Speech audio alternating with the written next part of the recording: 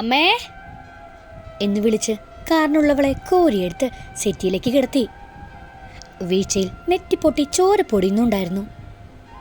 മരുന്ന് പുരട്ടി ബാൻഡേജ് ഒട്ടിച്ചു. എന്തു പറ്റി മോനെ? അറിയില്ലമ്മേ, ഞാൻ ടൗണിലേക്ക് പോയപ്പോൾ വണ്ടിയുടെ മുന്നിൽ ചാടി.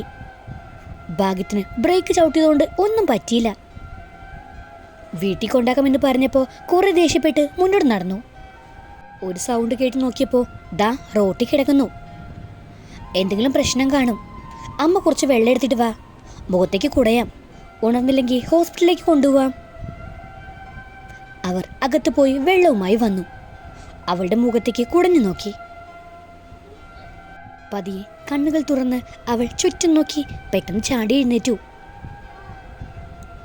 അവിടെ കിടന്ന മോളെ. അവൾ സെറ്റിലിരുന്ന് രണ്ടുപേരെയും നോക്കി. ഞാനിവിടെ.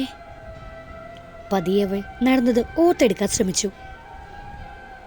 മോളൊന്നും ഓർക്കണ്ട, ഈ വെള്ളം കുടിക്കേ.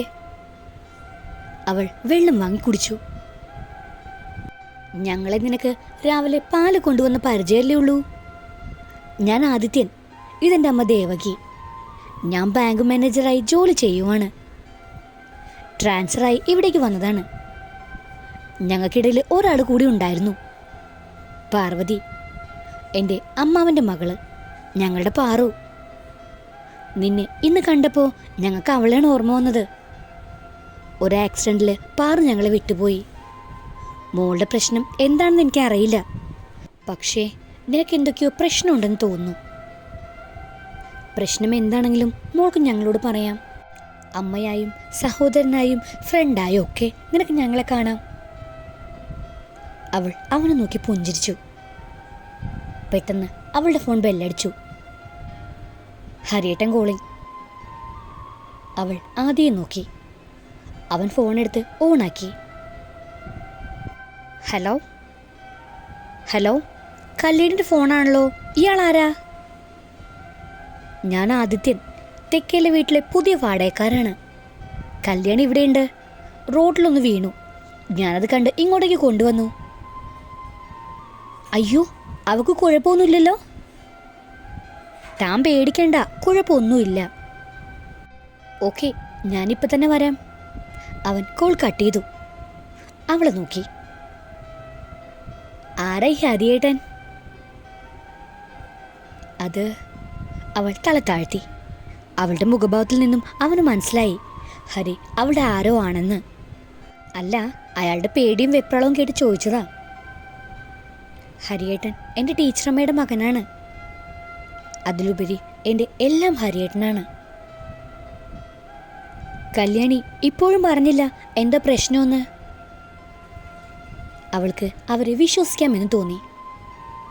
മിഥുൻ ശല്യം ചെയ്തതും ചേച്ചി അവനോടൊപ്പം പോയതും ഇന്ന് ഷോപ്പിൽ നടന്നതും ജോലി നഷ്ടപ്പെട്ടതൊക്കെ ഒരു വിങ്ങലോടെ അവൾ പറഞ്ഞു. പറഞ്ഞു തീർന്നപ്പോൾ പൊട്ടിക്കരഞ്ഞുപോയി ആ പാവം പെണ്ണ്. ആദ്യം അവളെ ചേർത്ത് പിടിച്ചു. അവൻ്റെ മുഖം ദേഷ്യത്താൽ മുറുകിയിരുന്നു. വാതിൽക്കൽ എല്ലാം കേട്ടുകൊണ്ടിരുന്ന ഹരിയിലും ആ മുഖഭാവം തന്നെയായിരുന്നു. ഇനി ആർക്കും നോവിക്കാൻ അവളെ വിട്ടുകൊടുക്കില്ല എന്നവൻ്റെ മുഖത്തിൽ നിന്നും വ്യക്തമായിരുന്നു. അവളോട് ഇന്ന് കാണിച്ചതിന് ഷോപ്പുടമയെ കൊല്ലാനുള്ള ദേഷ്യവും. ഹരിയേട്ടാ. ഹരിയെ കണ്ടതും അവൾ ഓടിച്ചെന്ന് അവൻ നെഞ്ചിലേക്ക് വീണു. അവൻ അവളെ ചേർത്ത് പിടിച്ചു. ഹരി, ഞാൻ ആദിത്യൻ. സെറ്റിൽ നിന്ന് എഴുന്നേറ്റ് ആദി ഹരിയുടെ നേർക്ക് കൈനീട്ടി. ഒരുപാട് നന്ദിയുണ്ട്, വഴിയിൽ ഉപേക്ഷിക്കാതെ സംരക്ഷിച്ചതിന്. നന്ദിയൊന്നും വേണ്ട, ഇവളെൻ്റെ അനുജത്തി തന്നെയാണ്, അല്ലേടി കാന്താരി? അവൾ പുഞ്ചിരിച്ചു. എന്നാ ഞങ്ങൾ ഇറങ്ങട്ടെ, അത്യാവശ്യമായിട്ട് എനിക്ക് ഒരിടം വരെ പോകണം. മോളെ എന്നും വിളിച്ചുകൊണ്ട് ആ അമ്മ അവൾക്കരികിലെത്തി. ഞങ്ങളുടെ പാറുവിനെ പോലെ അല്ല, പാറു തന്നായ നിന്നെ ഞങ്ങൾ കാണുന്നേ. ഇനി മുതൽ ഈ വീട് നിന്റെ സ്വന്തം വീടായി കാണണം. ഇവനെ നിന്റെ സഹോദരനായും എന്നെ അമ്മയായി കാണണം. അവർ അവളുടെ കയ്യിൽ പിടിച്ചുകൊണ്ട് പറഞ്ഞു. അവൾ അവരെ കെട്ടിപ്പിടിച്ചു. പോയിട്ട് വരാമേ. ശരി മോളെ. ആദ്യേട്ടാ. അവൻ തല കുലുക്കി. ഹരി അവളെ ചേർത്ത് പിടിച്ചുകൊണ്ട് മുറ്റത്തേക്കിറങ്ങി ബൈക്കിലേക്ക് കയറി. കണ്ണുകൾ കൊണ്ട് ആദിയും ഹരിയും സംസാരിച്ചു. ആദി തല കുലുക്കി. വണ്ടി കണ്ണിൽ നിന്നും പോകുന്നത് വരെ അവൻ നോക്കി നിന്നു. അവൻ കാറിലേക്ക് കയറി. ആദി, നീ എവിടെ പോവാ? ഞാനിപ്പം വരാമേ. ഡാ, എവിടെ പോകുന്നതെന്ന് എനിക്ക് മനസ്സിലായി. വേണ്ട മോനെ, നമ്മൾ ആ നാട്ടിൽ നിന്നും നാട് വിട്ടു വന്നത് എന്തുകൊണ്ടാണെന്ന് മറക്കണ്ട. അമ്മയല്ലേ അവളോട് പറഞ്ഞത് എന്നെ സഹോദരനായി കാണണമെന്ന്. എൻ്റെ പെങ്ങളുടെ ശരീരത്തിൽ ഒരുത്തം കൈവച്ചിട്ടുണ്ടെങ്കിൽ കൈയും കെട്ടി നോക്കി നിൽക്കില്ലേ ആദി? പറഞ്ഞുകൊണ്ട് അവൻ വണ്ടിയെടുത്തു. കല്യാണിയെ അവളുടെ വീട്ടിലെ വേലിക്കരികിൽ ഇറക്കി. അവൾ വണ്ടിയിൽ നിന്നിറങ്ങി അവൻ്റെ അടുത്തേക്ക് നിന്നു. ഡീ, നീ ഇത്ര പാവാവരുത്. ഉപദ്രവിക്കാൻ വരുന്നവരെ ചങ്കൂറ്റത്തോടെ നേരിടണം. അത് ചേച്ചിയായാലും അമ്മയായാലും. എനിക്കറിയാം നിന്നെ എങ്ങനെ നേരാക്കി എടുക്കണമെന്ന്. അവൻ അവളുടെ കൈ പിടിച്ചു.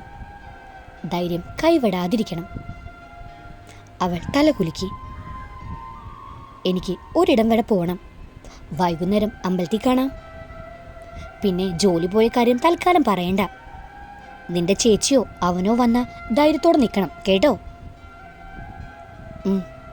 എന്നാ പൊക്കോ. ഹരിയേട്ടാ, വഴക്കിനൊന്നും പോവരുത്. ഇല്ലടി പെണ്ണെ, നീ പൊക്കോ. അവൾ കയറിപ്പോയി. അവൻ ബൈക്കെടുത്ത് കലുങ്കിനരികിലെത്തിയപ്പോൾ ആദിയുടെ കാർ അവിടെ ഉണ്ടായിരുന്നു. ബൈക്ക് കലുങ്കിൻ്റെ അടുത്ത് വെച്ച് ഹരി കാറിൽ കയറി. എന്നാ പോവല്ലേ? ആദി ചോദിച്ചു. പോയേക്കാം. ആദി വണ്ടിയെടുത്തു. ഗോപിക വസ്ത്രാലയം ഷോപ്പിന് മുന്നിൽ വണ്ടി നിർത്തി. രണ്ടുപേരും അകത്തേക്ക് കയറി. ക്യാഷ് കൗണ്ടറിലിരിക്കുന്ന കുട്ടിയോടാണ് ചോദിച്ചത്. നിങ്ങളുടെ മുതലാളി ഇല്ലേ ഇവിടെ? ഉണ്ട്. ഒന്ന് കാണാൻ പറ്റുമോ? ഒന്ന് വിളിച്ചു ചോദിക്കട്ടെ സാർ. ചോദ്യവും പറച്ചിലും ഒന്നും വേണ്ട മോളെ. മുതലാളിക്ക് ഞങ്ങൾ വേണ്ടപ്പെട്ടവരാണ് എന്നും പറഞ്ഞുകൊണ്ട് അവർ മുകളിലേക്ക് പോയി ക്യാബിൻ വലിച്ചു തുറന്നു. അയാൾ ഫോൺ ചെയ്യുമായിരുന്നു. ഹേയ്, നിങ്ങളൊക്കെ ആരാ? ആരും നിങ്ങളിങ്ങോട്ട് കയറ്റി വിട്ടെ.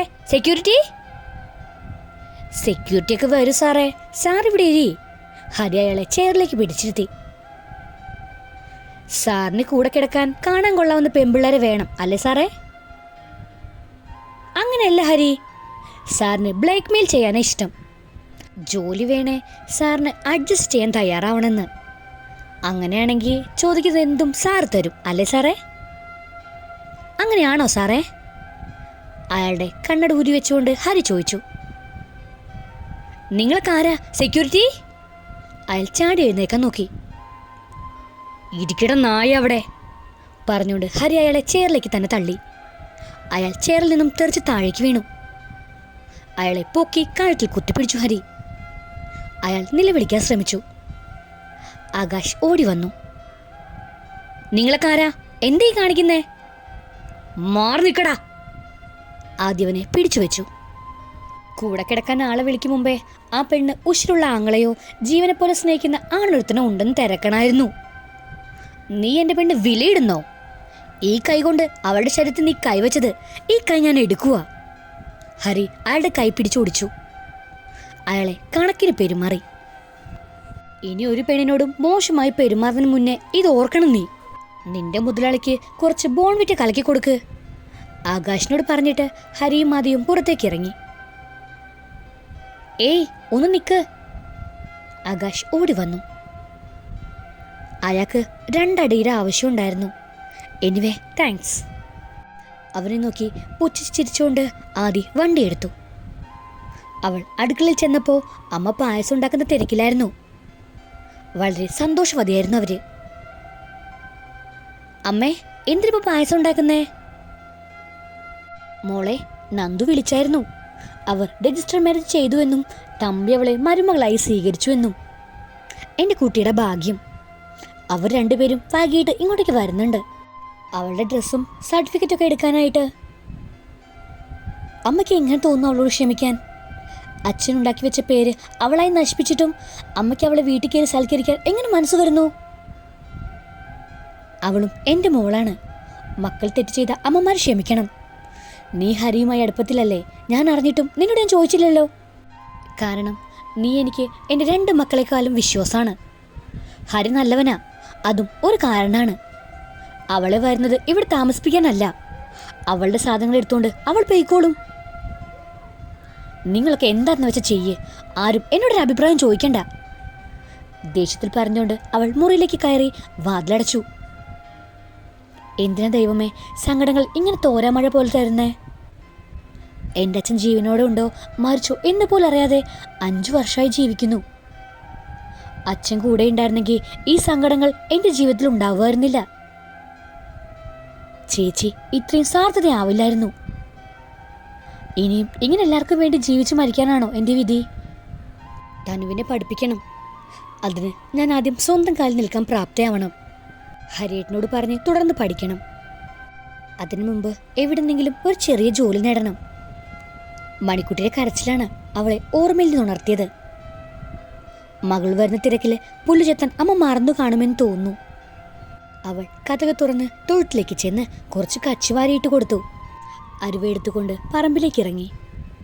ഫുള്ള് കാട് പിടിച്ച് കിടക്കുവാണ്. കൃഷ്ണേട്ടൻ്റെ പറമ്പാണ്. പുള്ളി ഇങ്ങോട്ട് തിരിഞ്ഞു നോക്കാറില്ല. അവൾ പെട്ടെന്ന് കുറച്ച് പുല്ല് ചെത്തിയെടുത്തു. പുറകിൽ ഒരു ശബ്ദം കേട്ട് അവൾ പേടിയോടെ തിരിഞ്ഞു നോക്കി. ഹരി, ഹരിയേട്ടാ പേടിപ്പിച്ചു കളഞ്ഞല്ലോ. ഞാനിവിടെ ഉണ്ടെന്ന് എങ്ങനെ അറിഞ്ഞു? നീ ഇങ്ങോട്ട് വരുന്ന ഞാൻ കണ്ടിരുന്നു.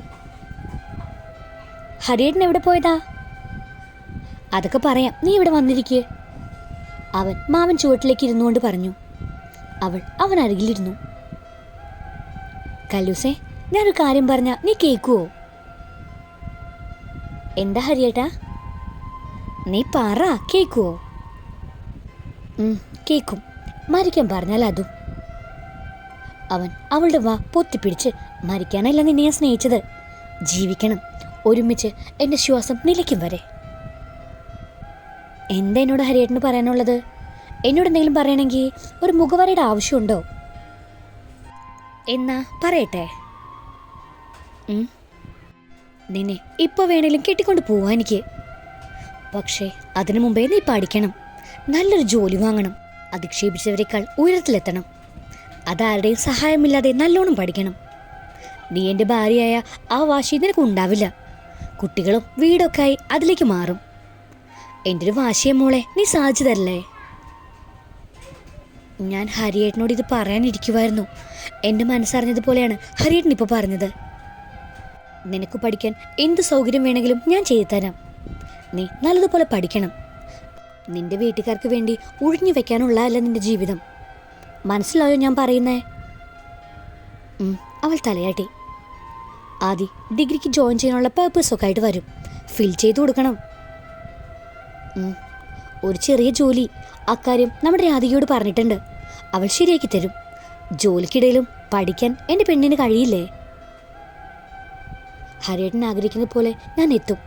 ഇത് കല്യാണിയുടെ വാക്കാണ്. എനിക്കറിയാതെ പാവായി നടക്കാതെ പ്രതികരിക്കേണ്ടടത്ത് പ്രതികരിക്കണം കേട്ടോ. തൊട്ടാവാടി കല്യാണിൽ നിന്നും ഒരു ഉയർത്തെഴുന്നേൽപ്പാണ് ഇനി നിനക്ക് വേണ്ടത്. അവൾ മിഴികൾ ഉയർത്തി അവനെ നോക്കി. അവളുടെ കണ്ണുകളിൽ പുതിയൊരു തിളക്കം അവനെ കാണാൻ സാധിച്ചു. വീട്ടിലേക്ക് പോക്കോ, അമ്പലത്തിലേക്ക് പോവേണ്ടേ നിനക്ക്? ഹരിയേട്ടനുണ്ടാവില്ലേ? അമ്പലത്തിൽ കാണാം.